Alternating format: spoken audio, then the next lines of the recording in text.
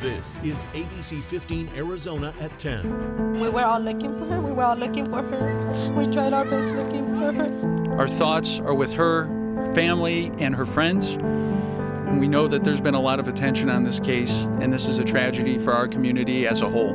She loved everybody, and she didn't deserve to go this way. Missing for days, her family holding out hope. But tonight, the devastating reality that their loved one is gone. Phoenix police confirmed the body of Irene Lovano has been found. Not here in the valley, but miles away in a remote area of La Paz County. Her boyfriend now facing murder charges. ABC 15's Ashley Peretta is live, hearing from Irene's family tonight. Ashley? Well, the family gathering at Irene's home tonight, a memorial now in place with candles and pictures. And as they try to make sense of the situation, they're left with one question for Irene's boyfriend, who is now the prime suspect. Why? Why did he do this to her? Because he left the family suffering. He left my nephews, my nieces, all of us. I just want him to pay for what he did. Sadness, pain, and anger. We're just hurt right now. A devastating ending to a 5-day search for 37-year-old Irene Lovano. What could I say? My sister's gone. We just want justice. We just want justice. My daughter's resting with her sister in heaven, and my dad's in heaven too. The family last hearing from Irene early Sunday morning when she called saying she had been stabbed in the neck by her boyfriend, George Latta. Then Thursday, Phoenix police making the discovery of Irene's body in a rural area of La Paz County with obvious signs of trauma. We tried our best looking for her. And we knew that we weren't gonna probably find her alive, but we wanted to find her. Thursday marking the first time since Irene was reported missing that the family isn't out searching. Instead, they're holding each other tight. That I love her very much. I have her in my heart, and I'll always be praying for her. As for Latta, he was already behind bars in an unrelated forgery case. Now, after Thursday's discovery, he's facing a new round of charges, including murder. My nephews and nieces are without a mom because of his fault. And it's just not fair. And then the way he did, go and throw my sister out there in the middle of nowhere. You don't do that. You don't do that. Tonight, we're working to get our hands on new court documents. That should give us a better idea of what led up to Irene's death. As for the family, they say they plan to travel to La Paz County tomorrow before returning to Phoenix to hold a candlelight vigil in her honor.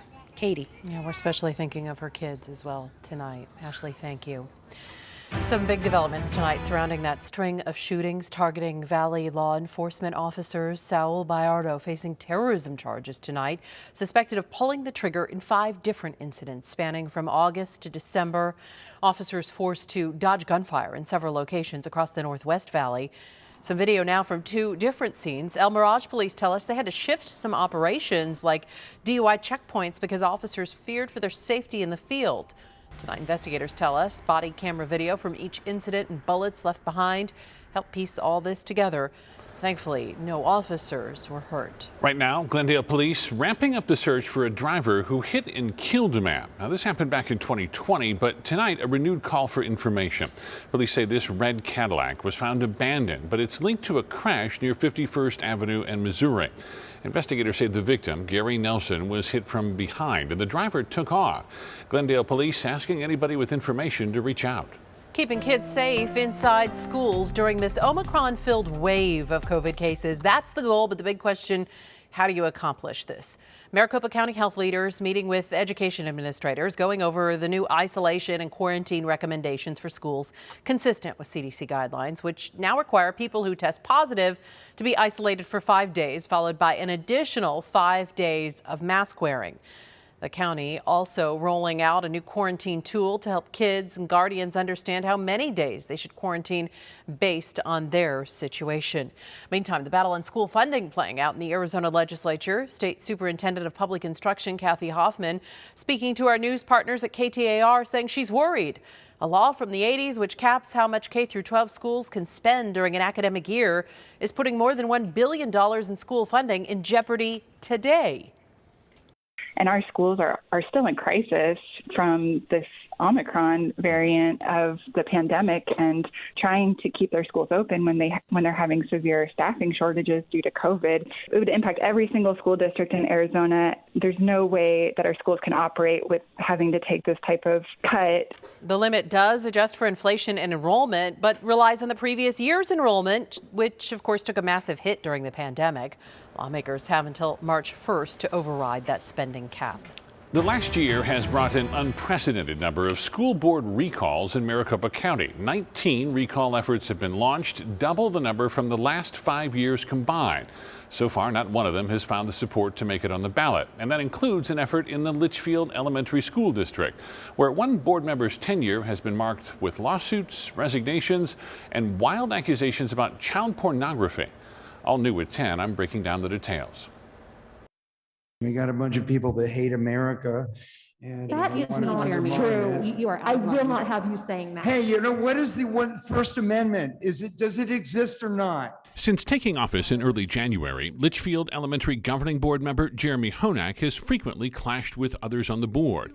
This meeting from November 30th is just the tip of the iceberg. You're despicable. I'm just going to tell you right now, you're despicable.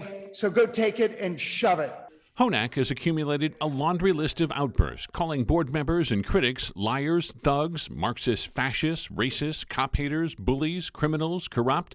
He calls the school district a trash heap and has compared his critics to Satan. Board member Tara Armstead resigned, suing Honak, claiming he physically accosted her in a parking lot and published racist and defamatory statements about her. Armstead told ABC 15 she was concerned for her safety. Honak has asked the Attorney General to investigate the board. The AG's office did not respond to our request for comment. There's just been continual disruptions and stamping of feet and fits that are being thrown in an open board meeting. But that is not why he's facing a recall petition. Honak has been accused of producing what some call child pornography. In 1972, he was an editor and narrator of a film called The Genesis Children. A poster for the movie even says it features naked young boys. But believe it or not, at the time, a film featuring child nudity was not illegal, at least not under federal law. Honak has no criminal record. He's never been charged with a crime. That doesn't matter to recall organizers, who say anyone who ever produced a film like this is just not fit to sit on a school board. Taking a bunch of nude videos of a bunch of underage kids is still awkward.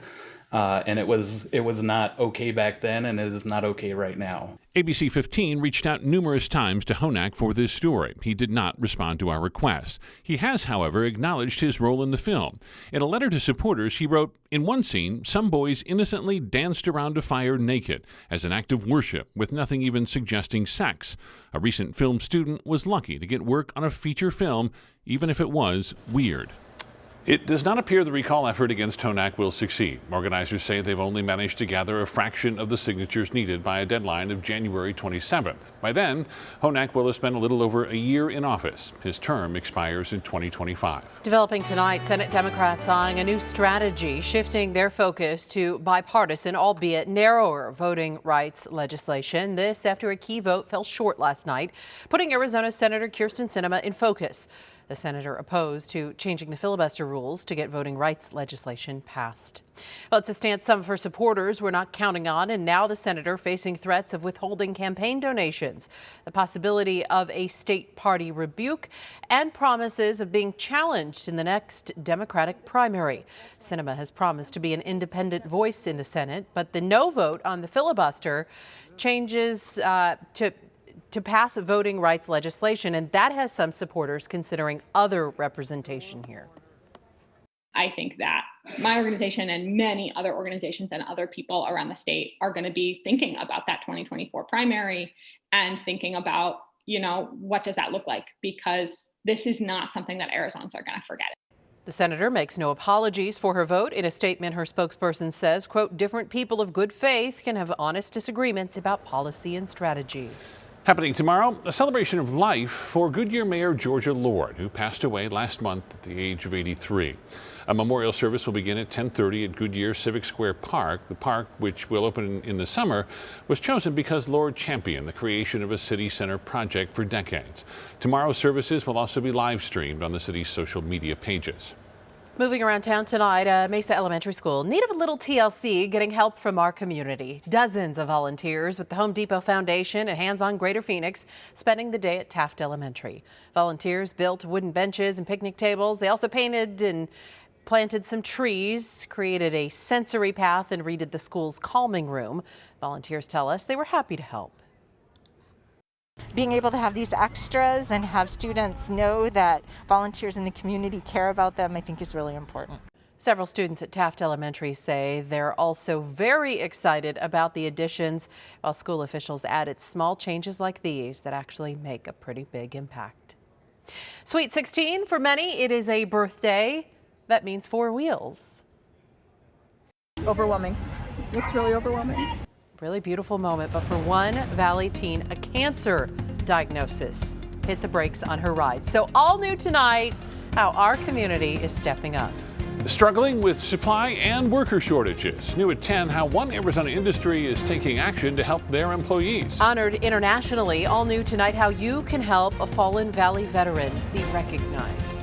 And it's been Chamber of Commerce weather, and you can see why thanks to Anne Marie for sharing this photo with us. But a new storm is going to bring strong winds, rain, and snow. I'm tracking the changes coming up in your most accurate forecast.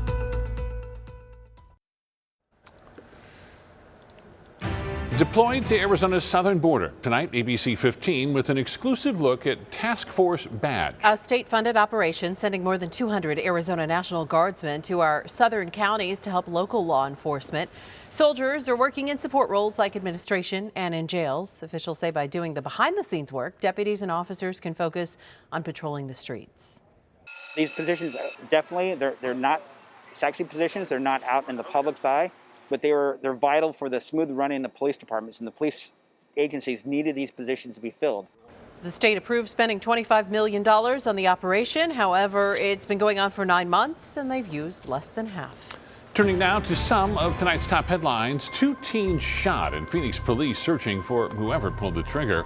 Officers say they're looking for 3 teens caught on surveillance cameras believed to be connected to the shooting near 17th Avenue and Peoria back in December. The 2 victims were told are expected to be okay. Cracking a cold case, the Yavapai County Sheriff's Office trying to raise money, all to identify a little girl found dead more than 60 years ago. The body of Little Miss Nobody, as she was called, is discovered in a Sand Creek wash near Congress back in 1960. Investigators believe the girl was somewhere between 3 and 6 years old. Officials hoping to raise about $4,000 to have her DNA tested further. Preventing disaster, Tonto National Forest officials taking a new approach to prevent fires near Globe. For the first time in about a decade, they will start prescribed burns, both near Globe and on the San Carlos Apache Indian Reservation.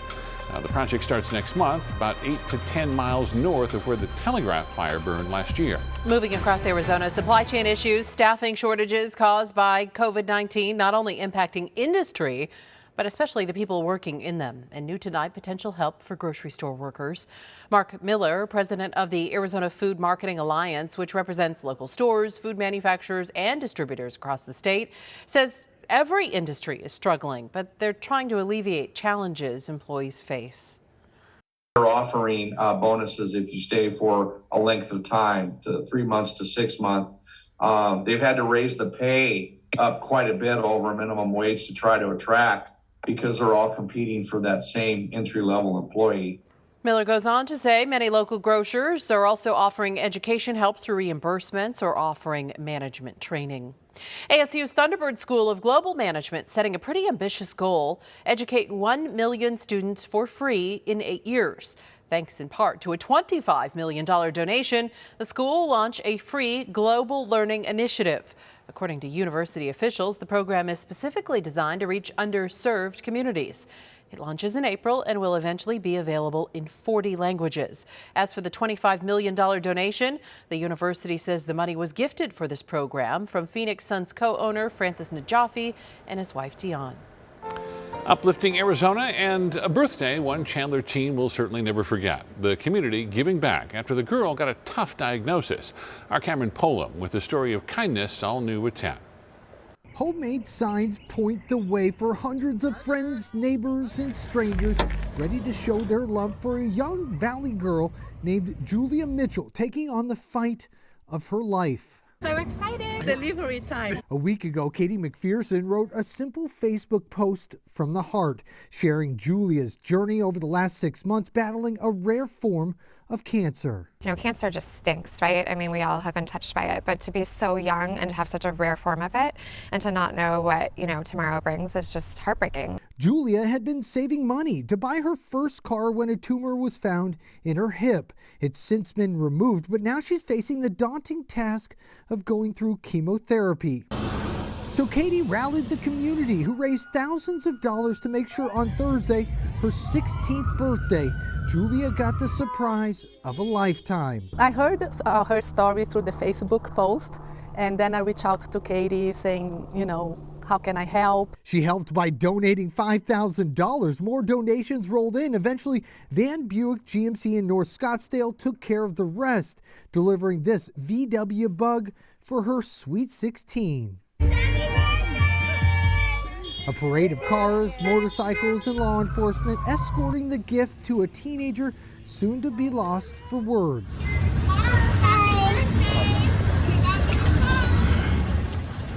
That's what it is, baby.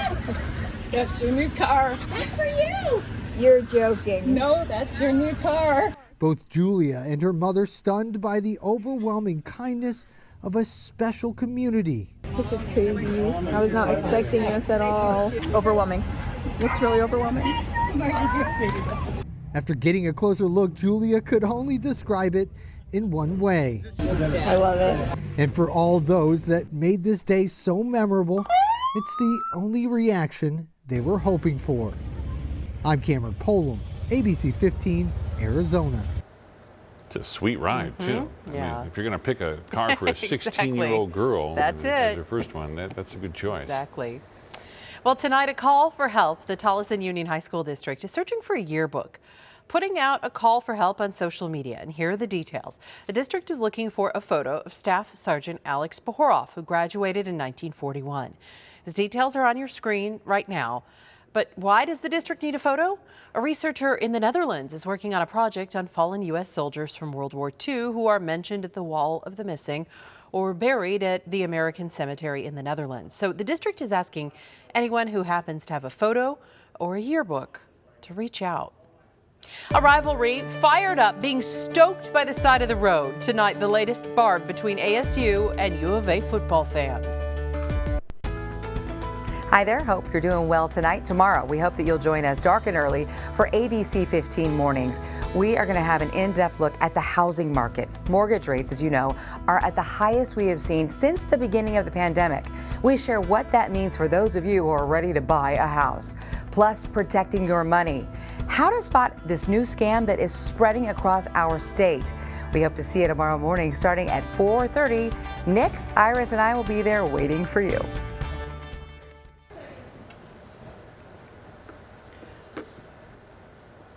ASU fans at it again. This is the new billboard that is up on I-10 just outside Tucson. The title, Nothing Personal, a play or jab at the Wildcats' new slogan, It's Personal. The billboard also reminds everybody driving from Tucson to the Valley of ASU's 5-game winning streak in the Territorial Cup. You know, when an animal is wounded, you don't want to just keep poking at it. That's what's happening. It can be a dangerous thing. It's very rubbing dangerous. it in. Don't poke the Wildcats. Yeah. All right, well, tonight we are tracking a pretty nice forecast here across the valley and across the state. We made it up into the 70s again today in Phoenix. It was really nice. 71 for the high, 68 the average high, so just a little bit above that average for this time of year. Now back down into the low 60s in Phoenix, and Winds are light, humidity is low. It's going to be a nice night, and we're going to drop these temperatures down into the 40s as skies stay clear here in the valley. Up north, though, already just a few clouds starting to come across the state line, and more of that is coming as we head into tomorrow. By tomorrow afternoon and evening, the rain and snow will be beginning across northern Arizona as the next storm system starts to move in from the north. So we'll see scattered rain and snow showers across northern AZ into the late night forecast. And then by Saturday morning, we might even end up with a few spotty showers here in the valley. It's going to be really hit and miss, but the spots that do see rain could pick up maybe as much as 1/10 of an inch. And for northern Arizona and that snowfall forecast, we're going to see that snow level down to about 5,000 feet. Not a lot of accumulation above that level, though. We really have to go up to about the 7,000 foot level to see any accumulating snow with this storm. And it'll be in the 1 to 3 inch range in places like Flagstaff, the Kaibab Plateau, and the north rim of the Grand Canyon. Winds also getting gusty at times. For the valley, it shouldn't be too bad. Just a little breezy on Saturday. Wind gust at 25 miles per hour. But northwestern Arizona gusts are going to start to pick up tomorrow, and they will last through the day Saturday. So wind advisories have been posted here along the Colorado River Valley, 11 a.m. Friday to 5 p.m. Saturday. Northerly winds 20 to 30 miles per hour and gusts near 45. So winds are going to be rocking out there tomorrow evening and into early Saturday morning. Here in the valley, our winds stay light throughout the day tomorrow, less than 10 miles per hour. We'll start things out in the 40s, hit the mid 50s at 10 a.m., low 60s at noon, and upper 60s through the afternoon hours. Phoenix going up to 69 degrees tomorrow, so near normal for us. Again, that early morning start will put us in the 40s here, upper 30s in Casa Grande and Tucson, a freezing 29 in Safford overnight, and more of those 20s in Heber, Show Low, Winslow, Payson, and Prescott tonight too. Flagstaff even colder, down to 17 overnight, and a high of 41 up there tomorrow. Highs are going to be in the 50s for Prescott and Sedona, 60s from Bullhead City down into Quartzsite, and just a few 70s on the map. It'll be Yuma and Gila Bend in the low 70s tomorrow afternoon. There's the next 7 days, and we wait until next week to get our 70s back in the valley. It'll be upper 60s Friday through the weekend and into Monday, and we are tracking that slight chance of showers Saturday and early Sunday morning with breezes in that Saturday forecast too. The greatest show on grass getting a boost of more greatness. The latest golfer to commit you'll want to see. ABC 15 Sports, sponsored by Sanderson Ford. Two of the hottest teams in the NBA facing off on the court tonight. My Phoenix Suns taking on the Mavericks in Dallas. The Suns trailing at the half but roaring back in the fourth quarter with a late game rally. The Suns wind up winning this one 109-101. The Suns sweeping their 5-game road trip. The greatest show on grass made even more great, if you will. Fan favorite Jordan Spieth will play in the Waste Management Phoenix Open. Spieth boasts 3 PGA Major Championship titles, 12 PGA Tour victories. With him competing, the Open will now host 9 of the top 20 golfers in the world. The Phoenix Open tees up February 7th through the 13th. And trending now, what do you get when you combine the sports of ping pong and soccer? You get tech ball, of course. It's a new sport hoping to be a part of the 2028 Olympic Games. It's played on a table similar to ping pong, but curved to change the trajectory of the ball. Players can use their feet, head, anything but their hands. The first team or player to 12 wins. Right now, tech ball has about 5,000 players and relationships with 17 Major League Soccer teams. Also trending tonight, 19-year-old Zara Rutherford is now the youngest woman to fly solo around the world, completing an epic 41-country journey, flying more than 32,000 miles. Rutherford says she hopes her journey will encourage other girls and women to consider a career in aviation. Definitely inspiring. Absolutely. All right. One final look at your 7-day forecast. Put the Flagstaff 7-day on there too so you can see. Chance for snow up there tomorrow and Saturday. And for Phoenix, a slight chance for showers on Saturday too.